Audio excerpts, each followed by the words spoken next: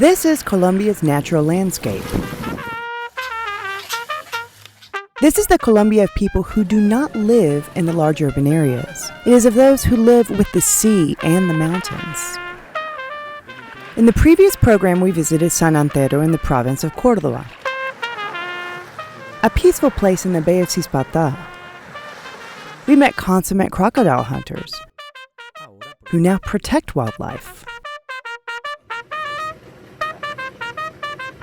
We crossed the mangroves and we saw the island of Terraplén, and all the while observing the tranquility that one gets when far from the noise of the large cities and capital. Finally, we arrived at the municipality of Tuchin in the north of the province of Cordoba. This village should be the pride of Colombians because it is the birthplace of the Colombian turned hat, an artisanry which was declared by law in 2004 as the national cultural symbol of Colombia.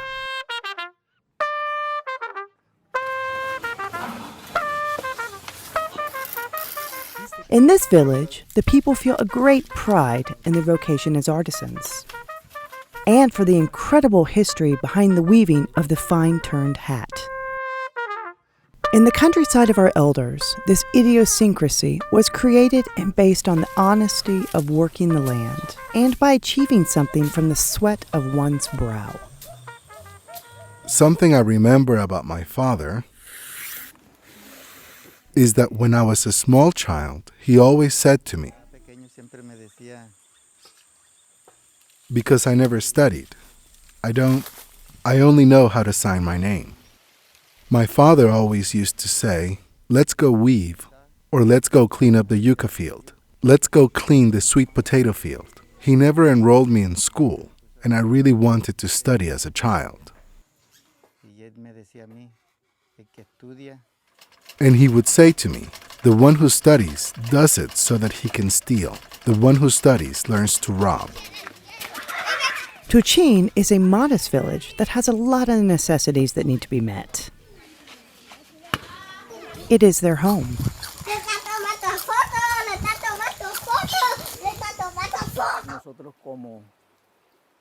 We, principally recognized as artisans, we also deserve dignity. Many of us do not live well economically, and our housing is worse.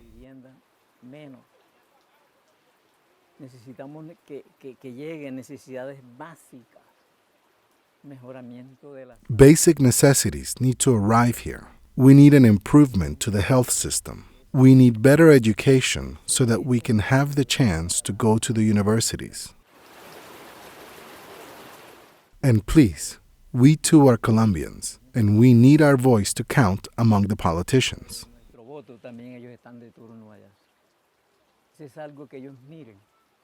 It is something they need to see, that we too need assistance. So as the electoral season begins, we need those who go to the capital to remember us. The city lives off of the arrow cane in all its forms. People live off of the cultivation, the cutting, the weaving, and the sewing of it. The one who lives best is the one who sells it.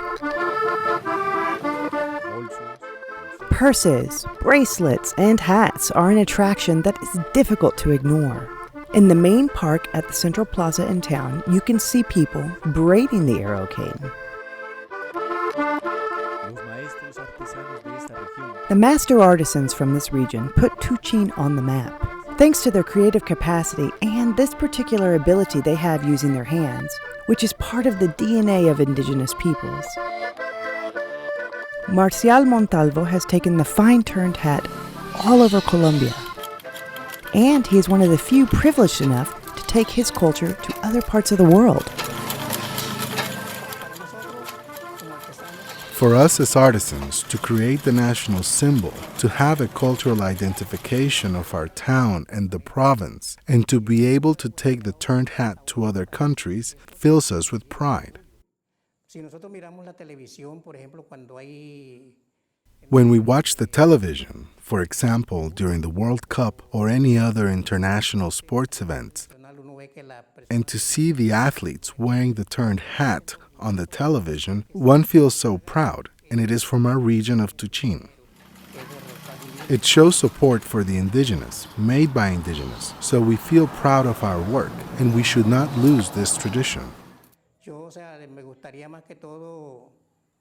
I would like more than anything to work with the youth. I have said more than once, look, I did not study, and I'm not ashamed to say it. But with this work, I learned the artisanry, which is famous all over Colombia and outside of Colombia. I have met famous people. I have talked with presidents, with the president, and with ministers. We have had conversations, and for me, this really was a dream. Also, when one is abroad in an unknown place, and one feels out of place and asks himself, who am I? To be conversing with these important people, and me being an Indian from here, from a little village, and to be sitting down with these important people, one feels, I don't know, maybe one feels proud. Anyhow, the pride we have for the turned hat is what we identify with. It is what we have in our hands, and we cannot lose it. We have to save it and work with it, because despite all of this, many of us have not been successful financially with working the arrow cane.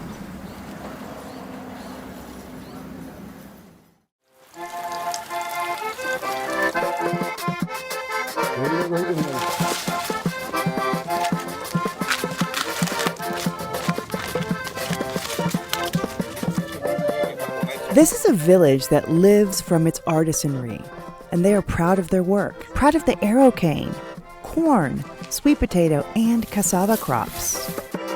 Ya tengo la rola nueva para trabajar el monte, solo me falta la piedra para afilar la que corte. This community is called Mahahual.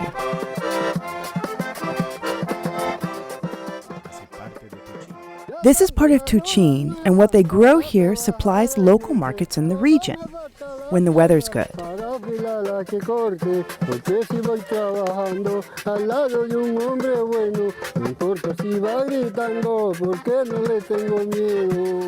We are here in the municipality of Tuchin, in the village of Mahahual, where a lot of corn is grown. The people here live off of the corn that they grow.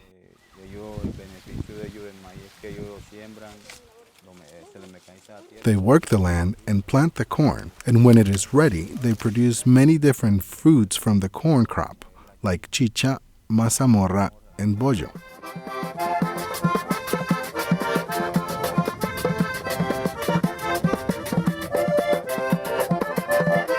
I have been cultivating corn for 40 years. Cassava, sweet potato, and squash. I plant all of these crops. Todo eso cultivo yo. Entonces, de aquí es pues que yo espero mi. Here's where I try to maintain my family. So far this year, the weather has not been good, and it has affected my crops this year. The crops are not going well this year because there isn't as much as other years when the harvest was good. Ahora, no este año. Not now, not this year, because the weather has been bad. Because we're not getting as much in the harvest as in previous years.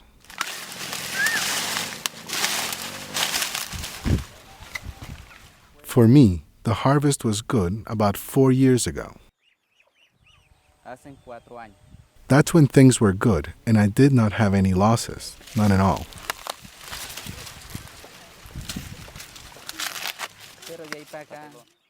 But since then, up until now, I have planted and the crops have not done well because the corn grows too small and sometimes there is no husk and there is no corn at all. This is why sometimes farmers decide to grow cassava, but sometimes the cassava is too bitter, so then you go back to planting corn. Something that we have talked about is that many times when the farmers plant corn, they pre-sell the harvest. A man comes by and tells them, hey, I'll buy your corn bushel at 30,000 pesos or about $13 per dry bushel. Imagine what type of losses they're going to see there. The normal price for a bushel of corn at market is about 70,000 to 80,000 pesos. How much are they losing? About 50,000 pesos. This is just because a lot of times they don't have anyone to advise them. So now we have talked with them about it, Do you know the difference between selling undried corn and dried corn? You're losing double. That is to say, you're losing all your work in the harvest. You aren't taking into account that when you deliver this corn, a bushel of corn or a hectare, where you are getting from 600,000 to 700,000 pesos, which is about a ton. When the harvest is really good, you can get about 3 tons of corn per hectare. And you start to calculate. If you're pre-selling your corn, you're getting about 300,000 pesos per hectare. Imagine if you were selling undried and dried corn, you are getting about 700,000 to 800,000 pesos and losing double the amount you're selling at. How can these men let their crops grow, knowing that they do not have access to technology or large sums of money to fertilize all of their plants? And when a plague comes, they do not have sophisticated systems to irrigate. This is their system. It is a risk and a bet. This community is called Barbacoas. It is a propitious place to grow cassava. In a good season, they can plant up to 100 hectares. No, what worries me the most is the bad weather we have had. Imagine if it doesn't rain and we make our living from these fields.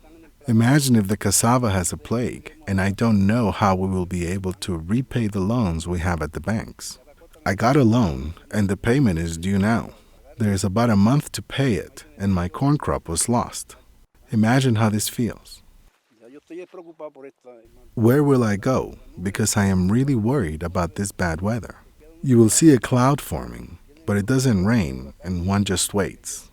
Hurricanes and storms come, but nothing brings rain. Most of the other farmers are in the same situation. They have the same problems we have, losing all the crops we planted. We're all depressed because of this, because we're all in debt and there is nowhere to get any money. The community has been demolished by the sun.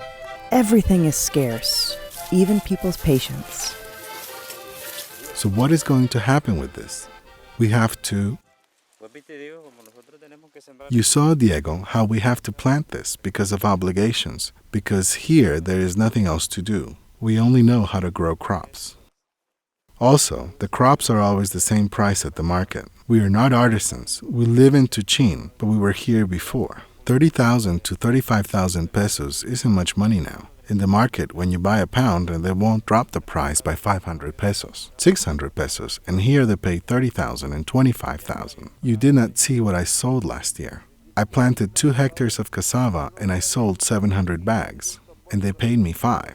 We also don't have help from the government or a program that buys cassava from poor small farmers. Exactly. I am acting like a hoarder. What I did there was small, and this year I planted the 2 hectares again. This year is going to be bad because I lost everything. Of the hundreds of plagues we have in this region, if the worms don't get us, then it is the blight. We combat it with Supermom and Loreman, and with urea as well, because what that does is burn off the plague that afflicts the cassava plant, whose leaves dry out from the bottom to the top until just the dry stem is left. When the worms come, it is really difficult. When the worms come, they can eat 2 to 3 hectares of cassava in one night. We use Supermom to kill the worms. We apply a dosage of 7 to 10 centimeters of Supermom into 20-liter water pumps, and we fumigate and really wet the cassava plant well. It is so strong that just wetting it, the worms fall right off and the sun dries them right up and kills them. I hope to God it's not the case, but all of this cassava is affected because all of the plants have dry leaves, all the upper ones. And you can see it here and everywhere. As the cassava plant matures from the root upwards, the lower leaves mature as well. But here, it's these upper leaves that are drying out. Look here. It looks desiccated, as if you had put a flame to it. This is the bad plague. It's not so bad if you notice the leaves mature. That's not the really bad plague. The really bad one is when the leaves dry out. The cassava crop will be fine if the leaves mature. That's not a problem. The problem is when it dries out. That's the bad plague. It dries out like this.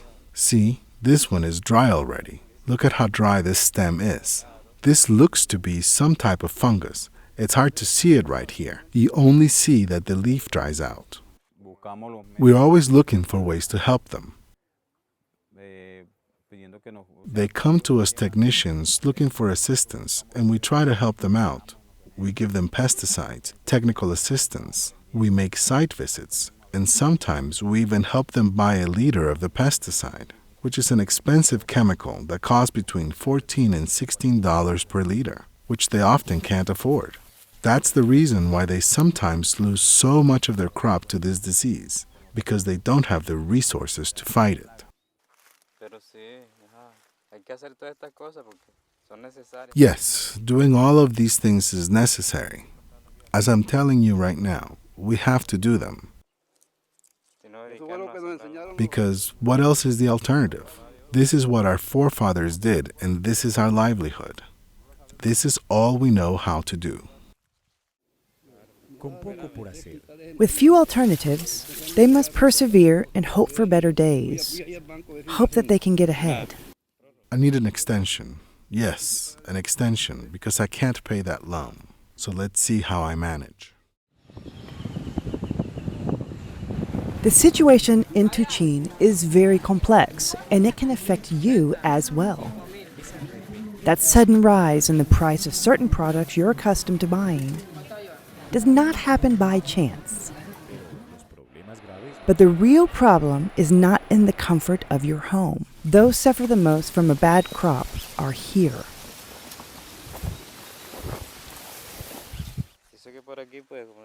I know that here, as I am telling you, we can only work doing this, because otherwise, what will we do here? It's hard to find any kind of work here. I hear governments say that the poverty rate has gone down, but I say that here you don't see any more people with jobs. Here you can never get a job, and if you don't harvest yourself, you will starve, because we get no government help, and they keep saying the poverty rate has gone down. We depend on this plant in these parts, and we worry a lot about it, because if we didn't have it, things never get better for the poor. But we have to work with this, because what else is there? What else can we do? We have to work, even with our nails if necessary. We are worried about this dried up branch. It doesn't look good. Ahorita seca es lo que nos tiene preocupado. Está maluco. Algo que recuerdo de mis padres. Something I still remember from the time I was a little boy. My father told me that only thieves went to school, although I eventually realized that wasn't true. Me doy de cuenta que de pronto no es así. Porque vemos de que yo no he estudiado, pero de pronto I didn't go to school, and now I see that things are not as he said they were. siento de yo no saber leer ni escribir, solo sé mi nombre, que lo aprendí por ahí con. And today, I regret not knowing to read or write. I only know how to write my name, since people always made me write it down, and I learned to sign my name. I want my daughters to keep on studying and improve themselves. They are both in school, and one is in high school. She graduates this year.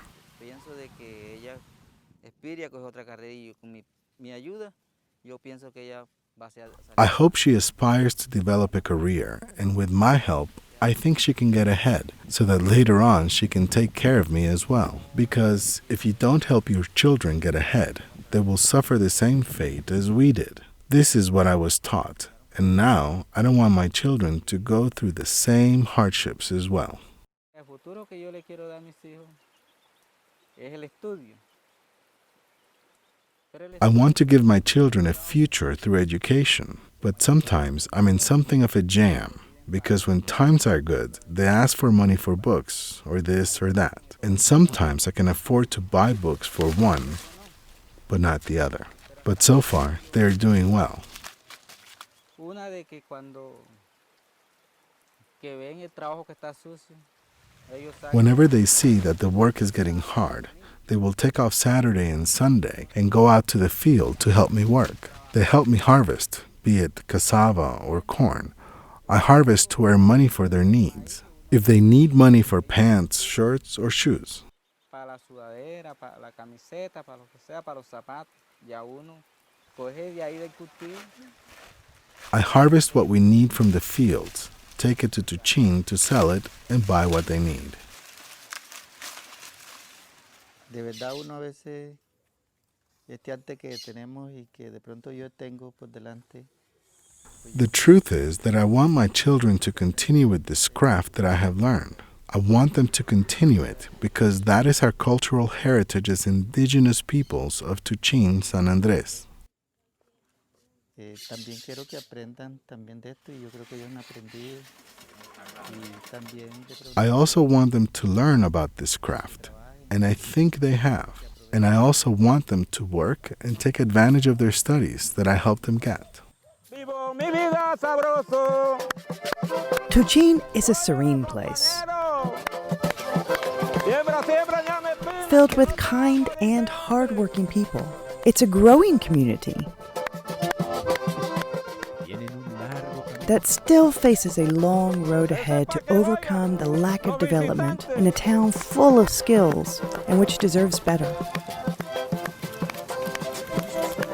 It's a town that is more valued outside the country than by its own country. Hopefully, it won't become another case where society only values that which has no value.